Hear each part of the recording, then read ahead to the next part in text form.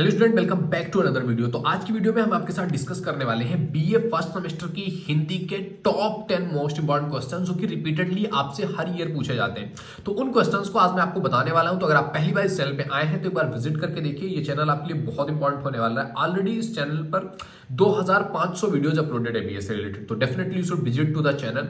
And अगर आपने Hindi choose किया हुआ है, हिंदी आप पढ़ रहे हैं, तो डेफिनेटली ये वीडियो देख करके जाइएगा। जो आपसे लॉन्ग आंसर टाइप क्वेश्चन पूछता है ना 500 वर्ड्स में 20 नंबर के आपके जो क्वेश्चन बनते हैं, वो चीजें मैं आपको बताने वाला हूं। तो प्लीज वीडियो में अंत तक जरूर बने रहिएगा।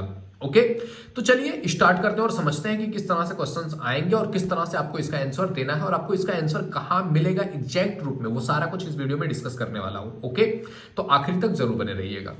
तो देखिए, पहला क्वेश्चन जो आपका इसका हो सकता है ना, जो रिपीटेडली हर ईयर पूछा जाता है कि हिंदी भाषा के स्वरूप को स्पष्ट कीजिए और उसके विकास पर प्रकाश डालिए। कि हिंदी भाषा का स्वरूप है क्या, हिंदी भाषा कैसा है, कहां से बना है और इसका विकास की प्रक्रिया बताइए। विकास कैसे कैसे हुआ है, हिंदी भाषा के विकास को किन किन के महत्वपूर्ण योगदान है हिंदी भाषा के विकास में, कौन कौन सी चीजें हिंदी भाषा में हम देखते हैं, इसका विकास कौन कौन से टाइम पीरियड पे हुआ, किस टाइम पीरियड को किस नाम से जाना जाता है। कहीं ना कहीं इसका विकास और वर्गीकरण के रूप को देखते हुए हिंदी भाषा का स्वरूप और विकास को स्पष्ट करना है। पहला क्वेश्चन आपका है। सेकंड क्वेश्चन है आपके पास कि अमीर खुसरो के साहित्यिक परिचय पर प्रकाश डालिए। कि अमीर खुसरो का साहित्यिक परिचय क्या है, कि अमीर खुसरो के साहित्य को अगर देखा जाए और साहित्य के हिसाब से उनके परिचय को देखा जाए कि उनका कौन सा साहित्य है, किस टाइप का साहित्य है, वो किस तरह का साहित्य लिखते हैं, उनके साहित्य लिखने की स्टाइल क्या है, किस तरह से वो अपने साहित्य को प्रेजेंट करते हैं और कौन से टाइम पीरियड के रहे हैं, उनके लिखने का तरीका कैसा रहा है, वो सारा कुछ आपको इस क्वेश्चन के लिए बताना है। नेक्स्ट क्वेश्चन है आपके पास थर्ड नंबर का क्वेश्चन।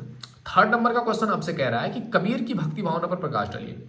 कबीरदास अपने आप में बहुत यूनिक कवि रहे हैं, जिन्होंने अपनी पढ़ाई लिखाई तो कंप्लीट नहीं किया, लेकिन उनके ऊपर पीएचडी करके लोग पीएचडी होल्डर बन रहे हैं, डॉक्टरेट की डिग्री ले रहे हैं। अपने आप में कितनी बड़े शख्सियत थे। कहते हैं कभी मैंने कभी कापी और पेन छुआ तक नहीं है, कबीरदास जी कहते हैं। नेक्स्ट क्वेश्चन है आपके पास फोर्थ नंबर का क्वेश्चन। ये कह रहा है आपसे मलिक मोहम्मद जायसी के काव्य सौंदर्य की विशेषता बताइए। मलिक मोहम्मद जायसी जो काव्य लिखते थे, उनके काव्य सौंदर्य की विशेषता क्या थी, वो किस तरह से काव्य लिखते थे, उनके काव्य में कहां पर कितना अलंकार यूज होता था, किस तरह से कौन सी चीजें करते थे। तो काव्य सौंदर्य पर प्रकाश डालना है कि उनके वर्ड्स कैसे होते थे, कौन से लैंग्वेज में होते थे, किस तरह से वो कौन से अलंकार का कहां पर यूज करते थे, उन सारी चीजों के बारे में, उनके कौन सी कला में, कौन सी चीज में कौन सा चीज देखने को मिलता है, वो बात करनी है आपको फोर्थ नंबर क्वेश्चन में। फिफ्थ नंबर का जो आपका क्वेश्चन है ना, फिफ्थ नंबर का क्वेश्चन आपसे कह रहा है कि सूरदास की भक्ति भावना पर प्रकाश डालिए। अगर आप सूरदास की उठा करके पढ़ोगे, जो उनकी पंक्तियां हैं, जो उनकी काव्य है, तो उसमें आपको दिखेगा कि वो भक्ति भावना में लिखते हैं। सूरदास की मैक्सिमम चीजें आप देखोगे ना, तो उनका जो बहुत फेमस भी हुआ है वो सूरदास का है कृष्ण की भक्ति पर। कृष्ण की भक्ति पर लिखते हैं, कृष्ण के बाल्यावस्था के बारे में लिखते हैं कि कृष्ण किस तरह थे, किस तरह से वो खेलते थे, कहाँ जाते थे, गोपियों के साथ क्या उनका था, मतलब बहुत सारी चीजें उनके बचपन से रिलेटेड ही है। तो भक्ति भावना में डूब करके सूरदास लिखते थे। तो सूरदास की जो रचनाएं हैं उसमें भक्ति भावना किस लेवल पर भरी पड़ी है, इसके बारे में आपको टिप्पणी करते हुए बताना है कि किस तरह से कहां पर आपको भक्ति भावना दिखती है।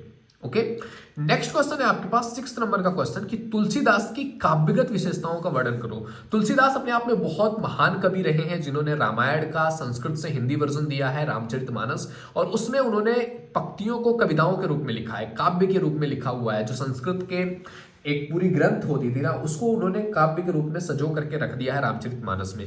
तो इनकी काव्यगत विशेषताएं क्या थी, वो काव्य किस तरह से लिखते थे, किस अंदाज में लिखते थे, वो सारी चीजें आपको यूनिट जो है क्वेश्चन नंबर 6 में ये बतानी है। सेवंथ नंबर क्वेश्चन आपका है कि सिद्ध कीजिए कि बिहारी रीतिकाल के प्रतिनिधि कवि हैं। जो बिहारी हैं वो बिहारी जो है वो रीतिकाल एक टाइम पीरियड रहा है जो काफी महत्वपूर्ण टाइम पीरियड रहा है, उसके प्रतिनिधि कवि है, मतलब कि वो उसको प्रतिनिधित्व करते हैं, उसको लेकर के आगे बढ़ते हैं और उनकी वजह से ही चीजें बहुत नेक्स्ट लेवल पर गई हैं। तो इसके बारे में बताइए और प्रूव कीजिए कि वो प्रतिनिधि कवि है। ये सेवंथ क्वेश्चन है। नेक्स्ट क्वेश्चन की तरफ बढ़ते हैं। नेक्स्ट क्वेश्चन है आपके पास एट्थ नंबर का क्वेश्चन। 8 नंबर का क्वेश्चन कह रहा है आपसे मैथिली शरण गुप्त की काव्य शैली की विशेषताओं का वर्णन करो।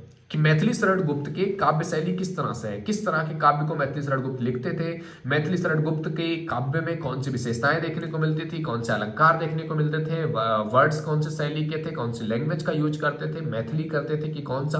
तो ये सारा कुछ आपको इस क्वेश्चन के लिए बताना है कि इनकी काव्य शैली की क्या विशेषताएं रही है। ओके, अब बढ़ते हैं अगले क्वेश्चन की तरफ। अगला क्वेश्चन है आपके पास 9th नंबर का क्वेश्चन। ये कह रहा है आपसे कि पंत यानी कि सुमित्रा नंदन पंत प्रकृति के कोमल सुकुमार कवि हैं। उदाहरण के साथ इस मत को स्पष्ट कीजिए कि ये जो मत दिया गया है, ये किसी ने बोला है कि जो सुमित्रा नंदन पंत है ना वो प्रकृति के कोमल सुकुमार कवि हैं। अब इसको उदाहरण देकर के बताओ कि किस तरह से आप ये कह सकते हो कि जो सुमित्रा नंदन पंत है वो प्रकृति के कोमल सुकुमार कवि हैं। तो जब आप इनकी कविताएं पढ़ोगे, इनके काव्य रचनाओं को देखोगे ना, तो इन्होंने मैक्सिमम टाइम पर प्रकृति के बारे में बात किया है कि प्रकृति कितनी खूबसूरत है, किस तरह से प्रकृति के बारे में, मतलब उन्होंने प्रकृति को ज्यादा उजागर किया हुआ है, तो इनको प्रकृति का कोमल सुकुमार कवि कहा गया था। नेक्स्ट एंड आखिरी क्वेश्चन है आज का, अज्ञेय प्रयोगवाद के पुरस्कर्ता हैं। उदाहरण के साथ स्पष्ट कीजिए। जो अज्ञेय जी हैं वो प्रयोगवाद यानी कि प्रयोग में काफी विश्वास रखते थे और चीजों को, तो इसमें इनको अवॉर्डेड समझा जाता था, पुरस्कर्ता समझा जाता था। इसको उदाहरण के साथ बताओ कि किस तरह से आप इस बात की टिप्पणी को रखते हो कि हाँ अज्ञेय जी की इतनी इंपॉर्टेंस थी इन चीजों में।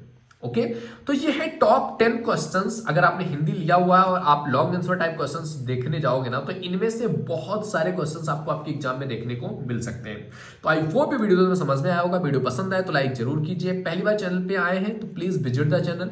If you think it is valuable, यहाँ से आपको कुछ सीखने को मिल रहा है तो definitely you should subscribe the channel. अगर आप विजिट करोगे आप देखोगे ऑलरेडी 2500 वीडियोज अपलोडेड है बीए से रिलेटेड। बहुत इंपॉर्टेंट आपके लिए चैनल होने वाला है, तो please subscribe and share to your friend circle जिससे कि उनकी भी हेल्प हो सके। तो मिलते हैं आपसे अगले वीडियो में, तब तक के लिए जय हिंद जय भारत।